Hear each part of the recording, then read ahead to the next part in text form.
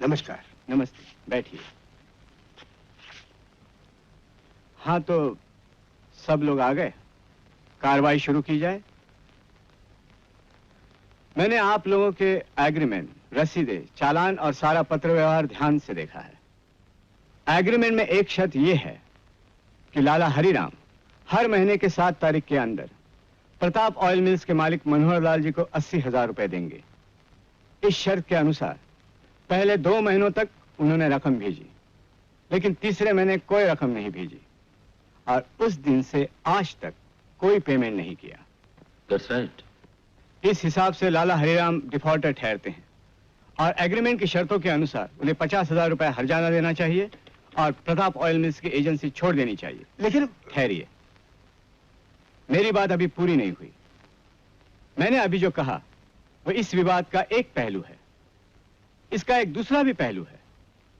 Agreement में यह भी तय पाया गया है कि Pratap oil mills Hariram and sons को हर महीने 10,000 लीटर तेल सप्लाई करेगी, लेकिन वास्तव में पहले महीने सिर्फ 4,000 लीटर तेल सप्लाई किया गया। जी हाँ।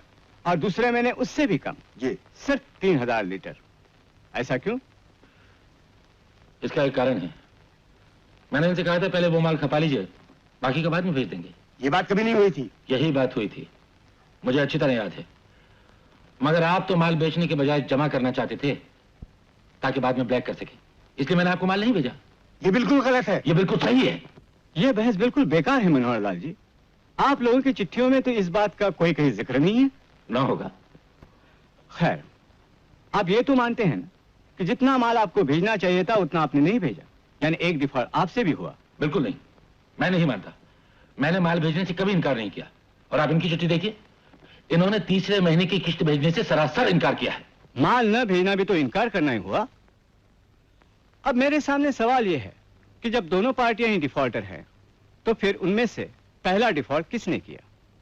और सारी परिस्थिति को देखते हुए मैं इस नतीजे पर पहुंचता हूं कि पहला डिफॉल्ट मनोहर लाल जी का है। इसलिए ना आप हरिराम जी से एजेंसी छुड़वा सकते हैं और ना इनसे हर्जाना मांग सकते हैं। अब यह बात हरिराम जी की मर्जी पर है कि ये एजेंसी छोड़ेंगे या नहीं। क्यों हरिराम जी? अजी मैं क्यों छोड़ने लगा साहब? ये मिल इन्होंने खरीदी, इसके पहले से ही मैं बराबर इस मिल का एजेंट रहा हूँ। लेकिन मैं ठहरा छोटा व्यापारी, अब इन्हें एक बड़ा व्यापारी मिल गया है जो इन्हें 10 लाख रुपए एक मुश्त एडवांस देकर एजेंसी लेना चाहता है, और इसलिए आने बहाने ये मुझे हटाने पे तुले हैं। और क्या? तो आप एजेंसी रखना चाहते हैं? मैं ऐसे झगड़ालू आदमी के साथ कोई संबंध बना के रखना नहीं चाहता। आप एजेंसी छोड़ा दीजिए, मैं हर्जाना माफ कर दूंगा। अरे हर्जाना माफ क्या कर देंगे? मैं तो ऐसे ही माल न मिलने की वजह से 2 साल से नुकसान उठा रहा हूँ। अगर मैं आप जितना बड़ा व्यापारी होता तो आपके साथ एक पल भी संबंध न रखता, जिसका पैसे के सिवा और कोई ईमान नहीं। देखिए, अगर आप लोग बार बार इस तरह उलझने लगेंगे तो मजबूरन ये केस मुझे बंद कर देना पड़ेगा। या तो आप मुझे इंसाफ करने दीजिए या आप लोग लड़ लीजिए। I'm sorry। देखिए हरिराम जी, अगर आप लोगों की निभ नहीं सकती तो क्या एजेंसी छोड़ना ही आपके लिए अच्छा नहीं है क्या?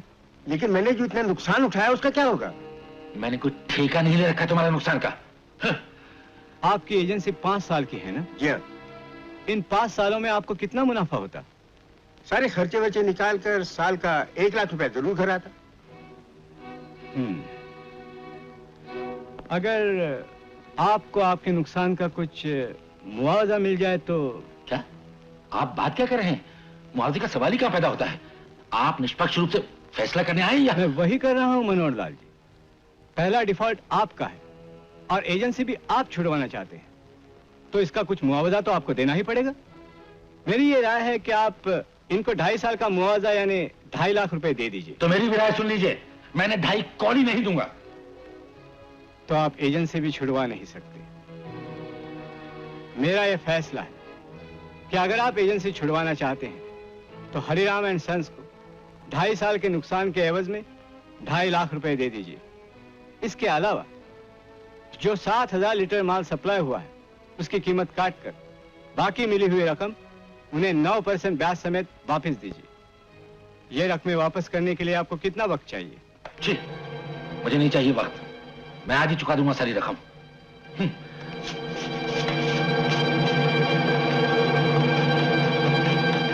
सेक्रेटरी साहब जी, आप फैसला टाइप करवा दीजिए। मैं दस्तखत कर देता हूँ। जी बहुत अच्छा, आइए।